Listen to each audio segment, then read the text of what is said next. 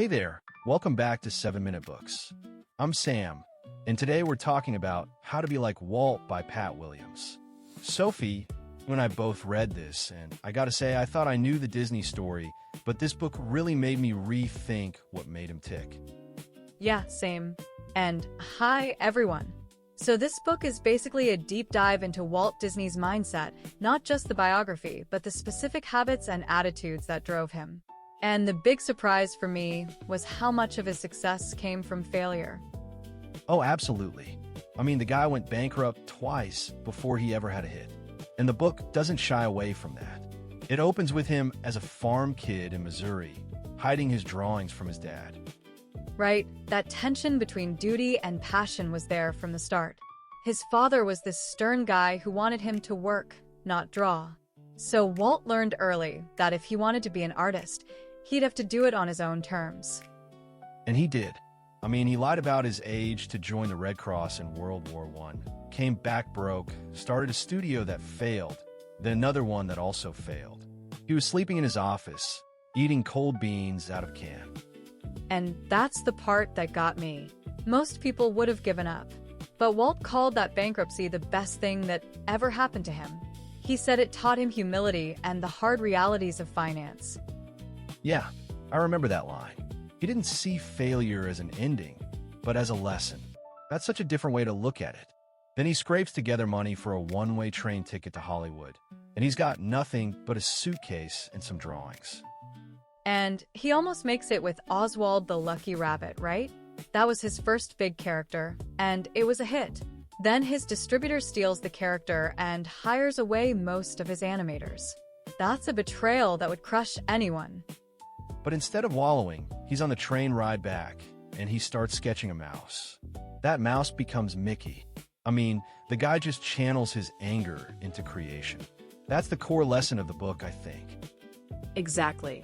The book calls it the ability to turn a loss into an opportunity. Walt didn't waste time being bitter. He moved forward faster than the setback could catch up. And he made Mickey an optimist, a little guy who never gives up, basically himself in ink. Then he decides to make a feature-length animated film, which everyone called Disney's Folly. The production was a nightmare, 3 years, over budget, nearly bankrupted the studio again. But he pushed his animators to create something with real emotional depth. And Snow White became the highest-grossing film of its time. But here's the thing, he didn't rest.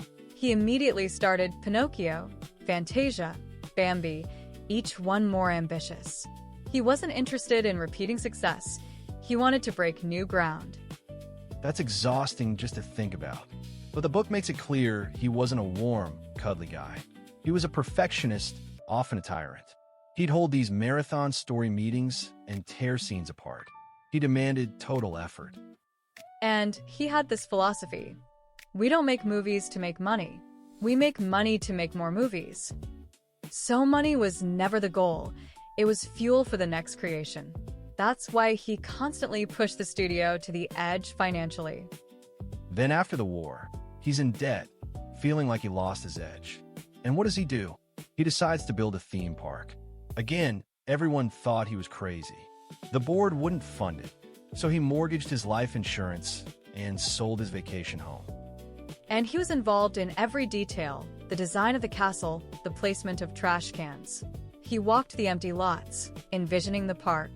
Opening day was a disaster. Black Sunday, they called it. But he just went to work fixing everything. That attention to detail is something I really took away. He understood that magic is in the small stuff, the music, the smells, and the cleanliness.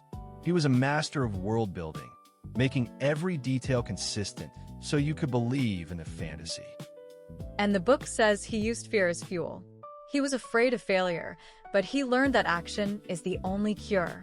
He didn't wait until he was ready. He started before he was ready and figured it out along the way. Yeah, there's this great quote.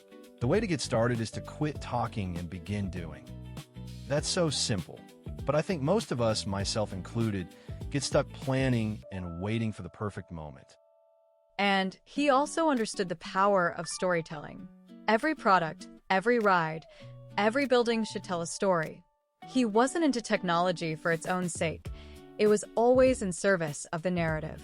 That's why his work endures. He also had a gift for surrounding himself with talented people and pushing them to be better. He wasn't a great technical artist, but he was a great director. He created a culture where mediocrity wasn't tolerated, but creativity was celebrated. Right, and he kept learning. He brought in experts, held screenings, encouraged his animators to study life drawing. He set high standards but also gave them the freedom to create. That combination is powerful. I think the most important lesson for me is that greatness isn't about luck or raw talent. It's about will. Walt had this relentless, almost obsessive will to create. He refused to accept limits, and he refused to listen to the naysayers. He lived his life as if the impossible was just a challenge waiting to be solved. And honestly, if you want to go deeper into his mindset or explore other books about creativity and persistence, the whole library is over at 7minutebooks.com/app. There are over 6,000 fiction and nonfiction titles you can read or listen to in any language, and it starts at just $2.99 a month, $9.99 a year, or $19.99 for lifetime access. That's a solid deal. For me, the one thing I'm taking away is to stop waiting for the perfect moment and just start moving. Walt's life shows that you can correct your course while you're in motion, but if you're standing still, you're done. Yeah, the ultimate lesson is to find your own version of the mouse, the dream worth risking everything for, and begin now, not tomorrow. Thanks for listening, and we'll see you in the next one.